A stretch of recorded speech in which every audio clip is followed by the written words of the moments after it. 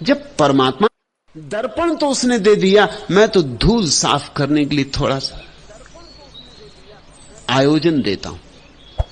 जब परमात्मा ने जीवन दे दिया तो मैं कौन हूं जो कहूं कि सन्यास नहीं दूंगा। इसलिए मैंने किसी को इंकार नहीं किया सन्यास के लिए। हां, तुम ही भाग जाओ अपनी अपात्रता को मानकर, तुम्हारी मर्जी। फिर तुम परमात्मा से ये भी प्रार्थना क्यों नहीं करते कि मुझे अपात्र को जीवन क्यों दिया? मैं कैसे जीऊं, मैं तो अपात्र हूं। ब्रह्म मुहूर्त में उठता नहीं, धूम्रपान करता हूं, 4 बार भोजन, रात देर से सोता हूं, ताश खेलने की भी लत है। तुमने मुझे जीवन क्यों दिया और अब भी वापस क्यों नहीं ले लेते? मैं पात्र नहीं हूं। मेरे हिसाब में जो जीवित होने का पात्र है वह सन्यास का पात्र भी है, क्योंकि सन्यास तो सिर्फ जीवन को ही रूपांतरित करने की कीमिया है और कुछ भी नहीं। जीवन तुम्हारे पास है, जीवन को बदलने की कला मैं तुम्हें दे सकता हूं। तुम कहते हो मैं यही निर्णय नहीं ले पा रहा हूं कि सन्यास लूं कि ना लूं। तुम कभी निर्णय ना ले पाओगे। ये बातें निर्णय से नहीं होती। अगर बैठ के ही सोचते रहे कि कितने तर्क पक्ष में और कितने तर्क विपक्ष में, तो जिंदगी बीत जाएगी, तुम कभी निर्णय न ले पाओगे। इमैनुअल कांट जर्मनी का एक बड़ा विचारक हुआ। एक स्त्री ने उससे निवेदन किया, स्त्री भी खूब रही होगी, क्योंकि इमैनुअल कांट ऐसा आदमी नहीं जिसके प्रेम में कोई पड़ जाए। बिल्कुल रूखा सूखा आदमी था, गणित, शुद्ध गणित, ऐसा गणित कि उसके नौकर को यह नहीं कहना पड़ता था आके कि नाश्ता लें। नौकर को कहना पड़ता था 7 बज गए मालिक, 7 बज गए यानी नाश्ता, कि 12 बज गए मालिक, 12 बज गए यानी भोजन, कि 10 बज गए मालिक, 10 बज गए यानी रात हो गई बिस्तर में। ऐसा भी हो जाता कि लोग बैठे होते, मिलने जुलने वाले कोई आ गए, मेहमान कोई आ गए, और नौकर आके कह देता मालिक 10 बज गए, कि फिर वो नमस्कार भी नहीं करता था, क्योंकि उतनी देर भी नहीं खो सकता, नियम। वो उचक के जल्दी से अपने कंबल के भीतर हो जाता। नौकर दूसरों से कहता अब आप लोग जाइए, मालिक सो गए, 10 बज गए यानी सो गए। घड़ी से चलता था। कहते हैं कि इमैनुअल कांट जब विश्वविद्यालय पढ़ाने जाता था तो लोग उसको देख के अपनी घड़ियां सुधार लेते थे, क्योंकि उसने कभी भूल हुई नहीं। 40 साल तक सतत मिनट मिनट। एक दिन ऐसा हुआ कि रास्ते में पानी गिर गया था, कीचड़ मची थी, एक जूता उसका कीचड़ में फंस गया, तो उसने उसे निकाला नहीं, क्योंकि उसको निकाले तो उतनी देर लग जाएगी पहुंचने में। उस जूते को वहीं छोड़ दिया, एक ही जूता पहने हुए यूनिवर्सिटी पहुंच गए। किसी ने पूछा एक दूसरे जूते का क्या हुआ? उसने कहा वो कीचड़ में फंसा है, निकालूं तो देर हो जाए। घड़ी के कांटे की तरह चलने वाला आदमी। इसके भी प्रेम में एक स्त्री पड़ गई। स्त्रियां ही तो हैं, इनका भी कोई भरोसा नहीं। इससे निवेदन कर बैठी तो इसने कहा कि सोचूंगा, विचार करूंगा। हाना सीधा कह देता, वो तो कर ही नहीं सकता था। वो तो किसी चीज में हाना नहीं कहता था, सोचूंगा, विचारूंगा। 3 साल बीत गए, सोचा, विचारा, खूब सोचा, खूब विचारा। सैकड़ों कारण पक्ष में लिखे, सैकड़ों कारण विपक्ष में, कि विवाह करो तो ये लाभ, ये हानियां, विवाह ना करो तो ये लाभ, ये हानियां। आखिर में उसने पाया कि विवाह करने में एक लाभ भर ज्यादा है, वो ये कि अनुभव होगा। ना करो तो एक भर हानि है कि अनुभव नहीं होगा। तो पल्ला भारी है। तो 3 साल के बाद उसने जाकर द्वार पर दस्तक दिए लड़की के पिता ने दरवाजा खोला और कांट ने कहा कि अंततः मैंने तय कर लिया, एक कारण ज्यादा पड़ता है, पड़ला भारी, मैं विवाह करूंगा। पिता हंसने लगा, उसने कहा बहुत देर हो गई, मेरी लड़की का तो विवाह भी हो चुका, एक बच्चा भी पैदा हो चुका, आप बहुत देर से आए, अब और सोचो। फिर अगर कोई दोबारा तुमसे निवेदन करे तो तुम पहले से निर्णय तैयार रखना, इतनी देर अगर सोचने में लगाओगे। फिर विवाह हुआ नहीं, क्योंकि दोबारा किसी ने प्रार्थना इमैनुअल कांट से की नहीं। सोच सोच कर जियोगे तो क्षुद्र में ही समाप्त हो जाओगे। विराट में तो छलांग लगानी होती, सोचना नहीं होता। विराट में तो साहस चाहिए, जोखिम उठाने का जुआरीपन चाहिए, धंधा नहीं, दुकानदारी नहीं। जमुना सिंह, लेना हो ले लो, ना लेना हो ना लो, सोच विचार में ना पड़ो। सोच विचार में वैसी परेशान हो जाओगे। ऐसी जिंदगी में क्या परेशानियां कम है, ये नई परेशानी और क्यों लेते हो कि सन्यास लेना कि नहीं लेना। भूलो भालो, लेना हो ले लो, ना लेना हो ना लो, मगर इस सोच विचार में मत पड़ो। तुम्हारे भीतर वैसे ही तो हजार विचार हैं, और एक नया विचार तुम्हारे भीतर उपद्रव खड़ा करे, ऊहापोह मचाए, ऐसा मैं ना चाहूंगा। तुम इस पूरे विचार को ही नमस्कार कर लो। लेकिन अगर भाव उठ ही रहा है तो उठता रहेगा, रह रह के उमंग आती रहेगी, रह रह के हवा का एक झोंका तुम्हें सहलाता रहेगा। अगर भाव उठ ही रहा है तो भाव की भंवर में तुम्हें डूबना पड़ेगा। देर अबेर जितनी चाहो कर लो, लेकिन जितनी देर करोगे उतना समय व्यर्थ गया। उतने समय में तो कुछ अनुभव होता, कुछ जीवन पकता, कुछ फूल खिलते। निष्पत्तियां विचार की नहीं होती, भाव की छलांग।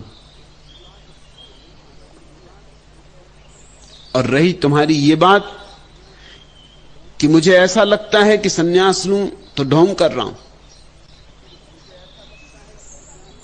शुरू में तो लगेगा भी इसीलिए कि तुमने सन्यास की कोई परंपरागत धारणा मान रखी कि सन्यासी कैसा होना चाहिए। मैं तो सन्यास की बिल्कुल एक नई अवधारणा दे रहा हूं।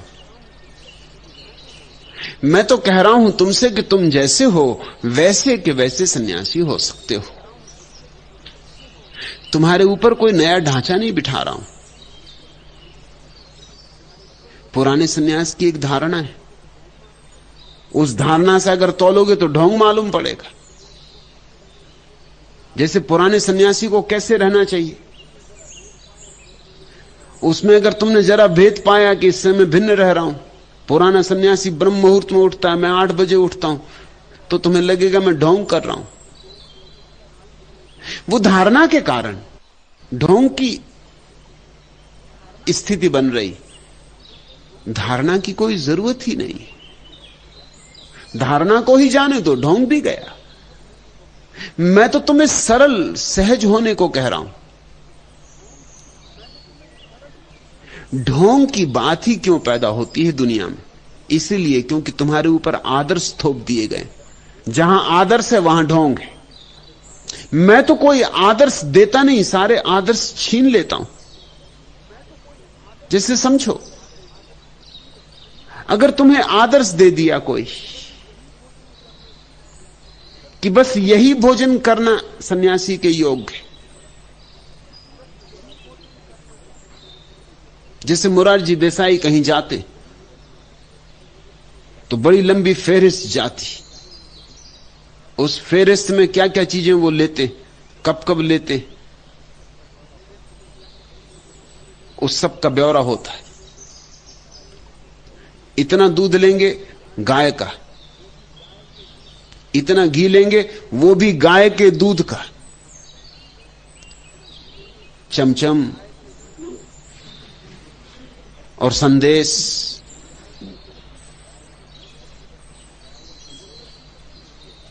और मलाई वो सब भी लेते हैं, मगर वो सब के नीचे लिखा रहता है गाय के दूध से बना हुआ। लहसुन लेते हैं वो, तो लहसुन भी वैसी जैसी गुजरात में होती, रूस गए तो भी लहसुन गुजरात वाली।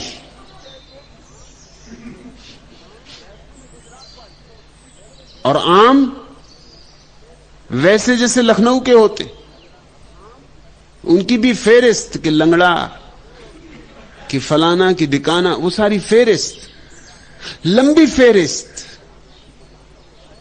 मगर ये कुछ नहीं है। मैं एक सज्जन को जानता हूं जो गाय का दूध नहीं लेते, सिर्फ सफेद गाय का दूध लेते। एक दफा मेरे साथ यात्रा करनी पड़ी, बड़ी मुसीबत। अगर जरा सा काला दाग हो गाय पर, खत्म, बिल्कुल सफेद गाय चाहिए। मैंने उनसे पूछा कि ये मामला क्या, क्या तुम सोचते हो काली गाय का दूध काला होगा? दूध तो सफेद ही होगा। उन्होंने कहा कि वो तो ठीक, लेकिन काला रंग तमस का रंग है, सफेद रंग सात्विकता का रंग है। अब अगर ऐसी मूढ़ताओं में पड़ोगे और ऐसे जाल अपने चारों तरफ खड़े करोगे तो तुम्हें बहुत तरह के ढोंग करने पड़ेंगे। अब भूख लगी है जोर की और गाय का दूध नहीं मिल रहा और भैंस का पीना पड़ा, तो चित्त में लगेगा ढोंग हो रहा है। इसलिए नहीं कि भैंस का दूध पी रहा है इसलिए ढोंग हो रहा है, बल्कि इसलिए कि वो जो धारणा बैठी मन में कि गाय का ही पीना था तो ही सात्विक था। तुम्हारी जितनी ज्यादा धारणाएं होंगी उतना तुम्हारे भीतर ढोंग होगा। मैं एक सज्जन को जानता हूं जिनकी यह धारणा थी कि जब वो पानी भरें तो अपना बर्तन साफ करें, उस वक्त कोई स्त्री नहीं गुजरनी चाहिए। स्त्री गुजर गई कि बर्तन गंदा हो गए, फिर से बर्तन मले।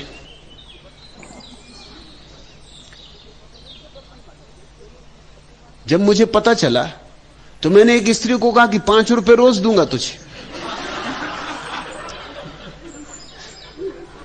इन महाराज को ठिकाने ही लगाओ।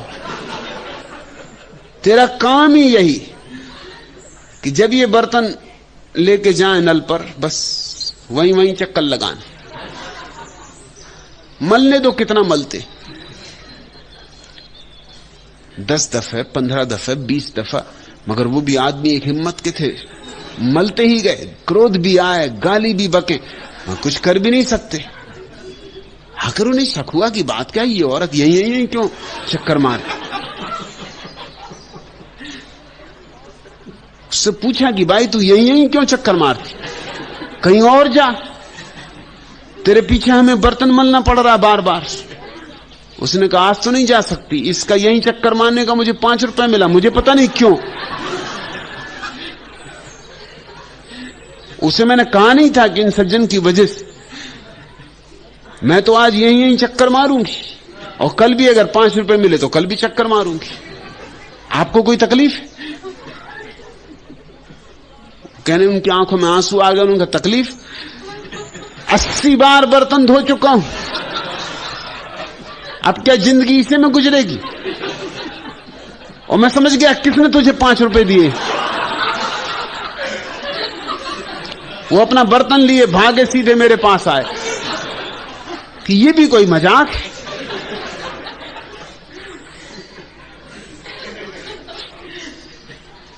मैंने कहा आज तो तुम्हें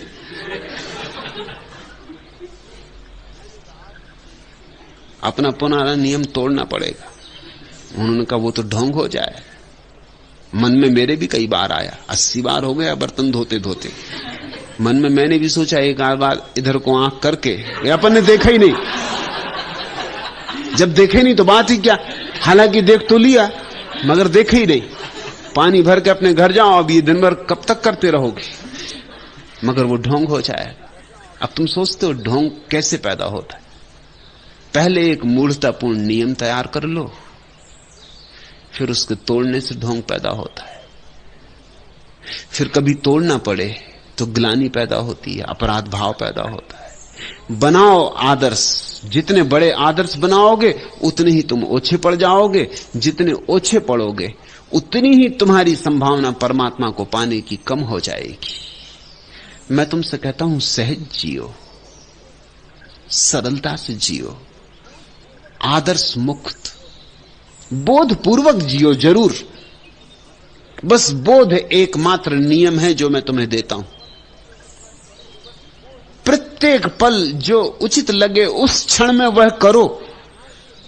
अतीत की धारणाओं के आधार से मत जियो वर्तमान में, अन्यथा वर्तमान बदल रहा है, हर घड़ी बदल रहा है। गंगा बही जा रही और तुम पुरानी धारणा लिए बैठे हो, और वो धारणा दिक्कत देगी, वो कठिनाई में डालेगी। वो धारणा, दो ही संभावनाएं हैं उस धारणा के साथ। अगर तुम जिद्दी हुए, हटी हुए, तो पागल हो जाओगे उस धारणा को पूरा करने में, और अगर तुम थोड़े समझदार हुए, चालाक हुए, तो पाखंडी हो जाओगे। और यही दो विकल्प समाज ने दिए हैं तुम्हें। कुछ लोग जो होशियार हैं वो पाखंडी हो गए हैं, बाहर कुछ दिखाते हैं, भीतर कुछ, रहते एक ढंग से हैं, दिखाते और ढंग से हैं, बोलते कुछ हैं, करते कुछ हैं, उनके जीवन में दोहरापन हो गया। ये ढोंग, ये पाखंड। और कुछ जो जिद्दी हैं और बुद्धू हैं, वो पागल हुए जा रहे हैं, वो 80 दफे बर्तन मल रहे हैं। मगर एक बात सीधी सी समझ में नहीं आ रही कि स्त्री के निकलने से बर्तन गंदा हो ही नहीं रहा। मैंने उन सज्जन को कहा कि 80 बार बर्तन धो के भी तुम्हें यह अकल ना आई। तुम भागे मेरे पास तो आ गए, तुम्हें यह तो अकल आ गई कि मैंने ही इस स्त्री को 5 रुपए दिए, मगर तुम्हें यह अकल ना आई कि स्त्री के गुजरने से यह पात्र गंदा कैसे हो जाएगा। पात्रों को कहीं पता चलता है कि कौन स्त्री कौन पुरुष?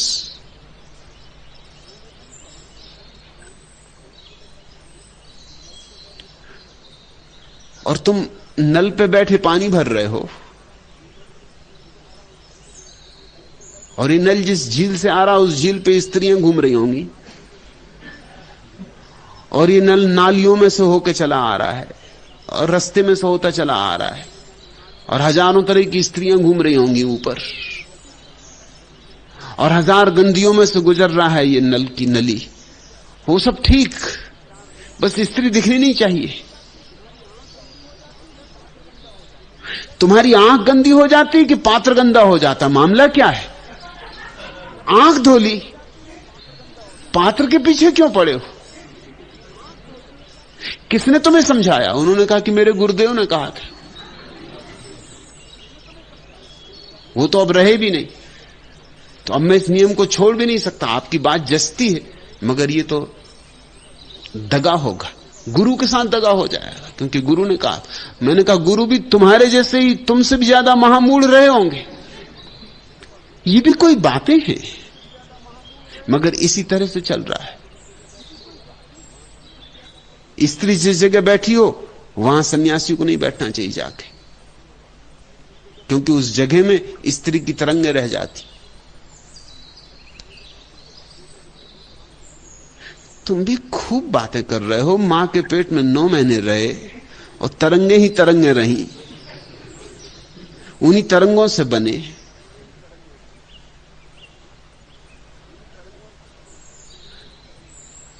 और अब वो एक स्त्री बैठी उस जगह नहीं बैठना चाहिए।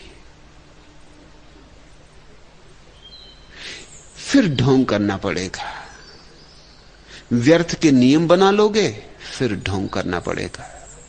मैं तुमसे कहता हूं नियम ही ना बनाओ, कोई नियम मना बनाओ, कोई आदर्श न थोपो। सरलता से जीवन को देखो और जो उचित हो जिस क्षण में वैसा करो। मगर औचित्य क्षण में से आना चाहिए, बोध में से आना चाहिए। औचित्य किसी बंधी बंधाई तैयार धारणा में से नहीं आना चाहिए। तुम कहते हो कि सन्यास ले लूं, तो लगेगा कि ढोंग कर रहा हूं। नहीं, जरा भी ढोंग नहीं कर रहे हो। सन्यास लेने का भाव उठ रहा है, क्रांति का आवाहन सुनाई पड़ रहा है।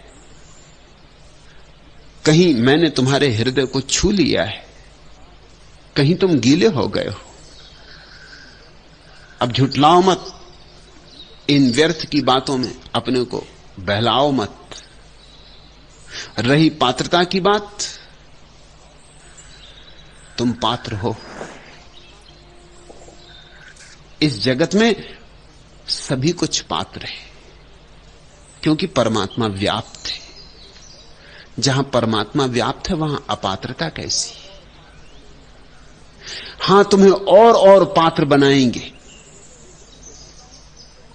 ये बात तुम्हें थोड़ी बेबूझ लगेगी। मैं तुमसे कहता हूं तुम जैसे हो पूर्ण हो। हां, तुम्हें और पूर्ण बनाएंगे। तुम जैसे हो पात्र हो, हां तुम्हें और पात्र बनाएंगे।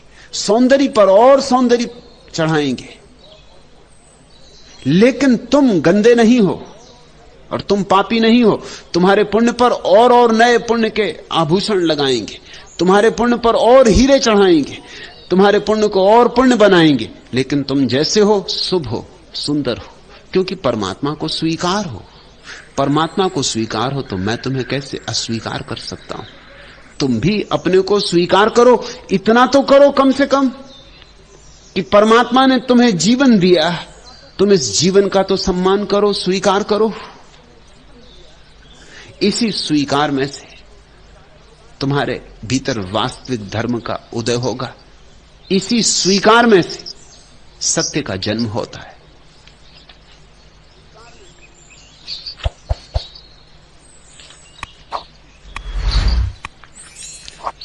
आखिरी प्रश्न,